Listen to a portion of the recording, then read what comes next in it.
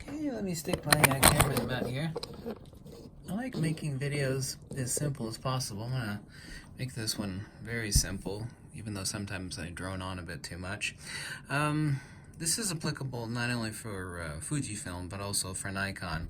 Got at least 24 Nikon Speedlights. They don't make the SB910 anymore, which is a quality piece made in Japan. The new SB5000 Nikon Speedlight, by the way, these are all Fujifilm Speedlights, so if you're a Fujifilm user, hold on just for 2 seconds, okay? The new SB5000 is not only obnoxiously expensive, it's made in China, and the issues for remotely slaving the flash are horrible. It's also got a nasty design flaw. Did I mention it's obnoxiously expensive? Let's first start off by saying one thing, and one thing quickly here. Now you actually have two options on this. This is the Godox 685. Okay, this is out of, what do I have now, like nearly 6,000 videos?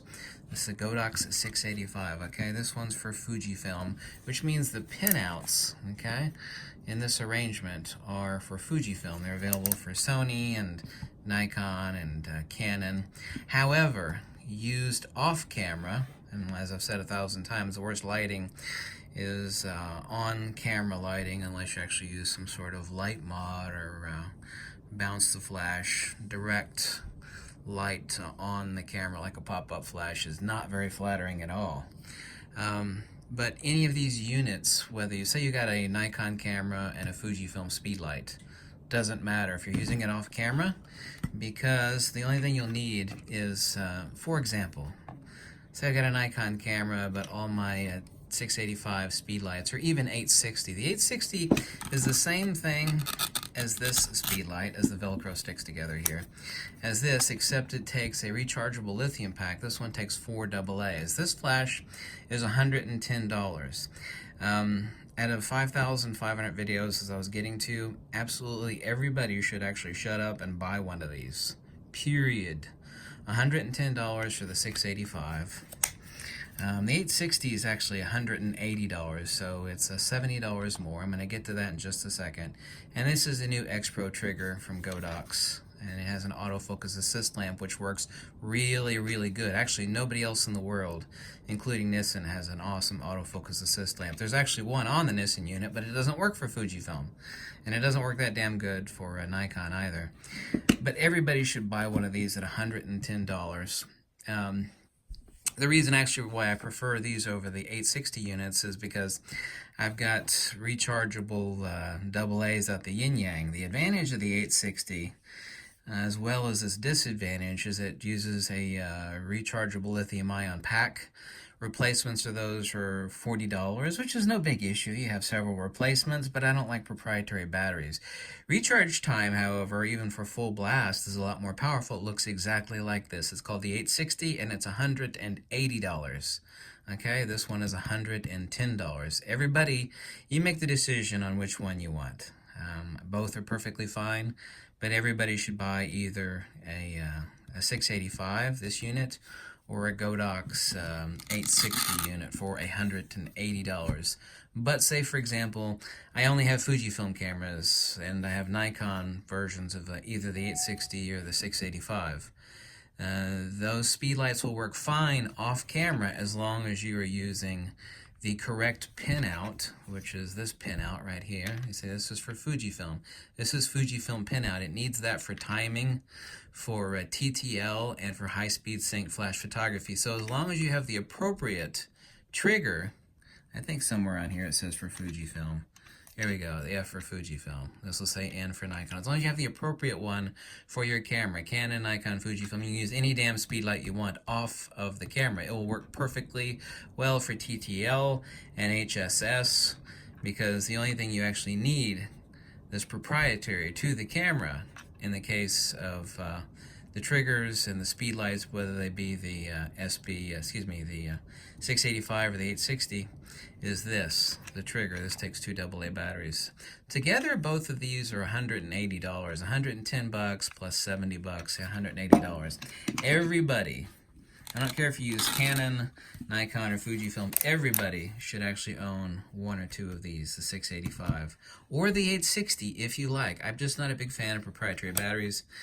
The recharge time, like I said, is faster. than the 4 AA's on the 685. That's the only damn difference. They're the same damn Speedlight, and they both use the same damn trigger. Okay, made that really simple.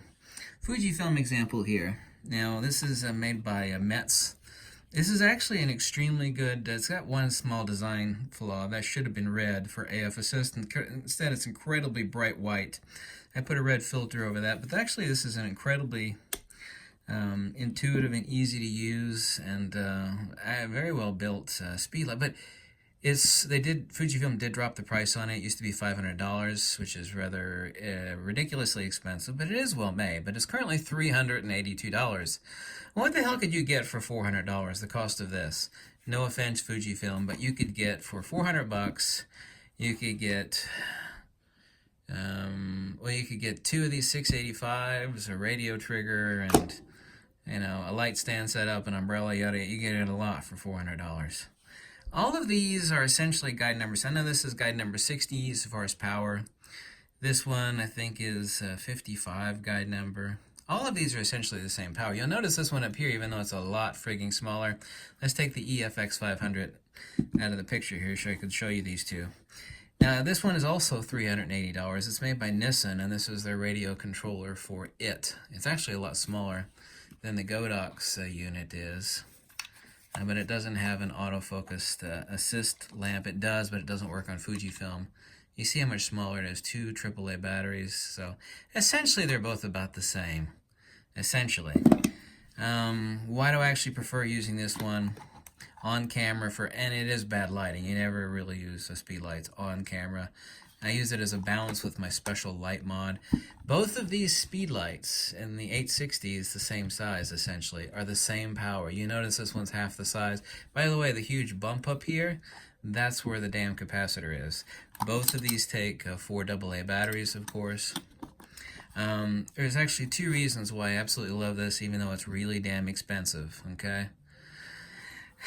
The 2 reasons is it is really, really small, and it is really, really powerful, and there is an incredibly intuitive dial back here that let you do flash comp. Actually, I always shoot in all manual with TTL Speedlight with flash comp. I don't actually have to take my eye out of the viewfinder. This one is for Fujifilm. I actually got a few of these. This is the i60A, by the way. Like I said, both of these are the same power output. This one's a lot frigging smaller. A lot smaller. Hello, can you see the difference? This is $110, and this one's currently $330, I believe, $330. So it's almost, it is 3 times as much. It's basically exactly 3 times the price. Is it worth it for 3 times the price? No. But why the hell do I love it? It is so small, so compact. I love it sitting on the top of my GFX 50R, and I also don't have to take my eye out of the viewfinder to do flash compensation. I don't have to do it. I do have to do that with the Godox or the EFX 500. I don't have to do that here. I actually stick it in TTL, which is the same thing as A. There's absolutely no difference between A and TTL. A is basically TTL without flash comp, and TTL is TTL with flash compensation. And of course, these are channels for having the Speedlight off camera. This is a radio trigger for it, by the way. Both of these are radio transmitters that sit on the hot shoe of your camera.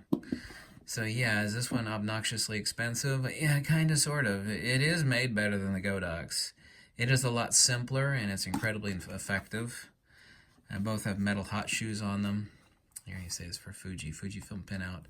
I said I love this because it's so damn powerful and so damn small, and I love the design of it. That's the only reason. But I never told everybody to go buy one of these, okay? I'm saying if you got like a crap load of money and you want a powerful, compact Speedlight, this is it. I know it costs 3 times as much, but everybody should buy one of these. Everybody. The Godox 685 and the X Pro trigger. And if you want to spend $70 more, $80 more, excuse me, instead of $110, yeah, $70 more, for $180 versus the $110 for the 685, then get the Godox 860, which is the same damn thing that takes a large removable rechargeable lithium. Obviously, if you're going to be going on a photo gig, you're going to need more than one because, there's no grocery store, convenience store, where you're going to get more batteries like you will with AA's for any of these other speed lights. And that's really the only reason why I don't like it, so to say. You're going to have to buy, if you buy an 860, you're going to have to buy at least 2 more battery packs because they're proprietary battery packs, right? Makes sense with these other speed lights, like this one too. I got a pocket full of AA batteries, but if I want fast recharge, though, I take this off, and you get yourself a PB860, which is a power pack. It's about the size of a small purse, and you stick that on your shoulder, and you put a cable from your PB960 right here, and this circumvents the batteries. The batteries are still needed for the circuitry as far as the computer, so to say, of the speed light. So you still need 4 AA batteries, but it's only taking power for computation. The power is dropped very quickly if you have a PB960. If you're going to be doing event photography, wedding photography, you need that anyway. So it still took 11 minutes to make this video, and I made it as simple as possible, but at least it's thorough. Thank you so much for watching. If you like this video, always click the link below. Tell me what you like or don't like. Tell me jump off a cliff, whatever makes you happy. Thanks for watching. Bye.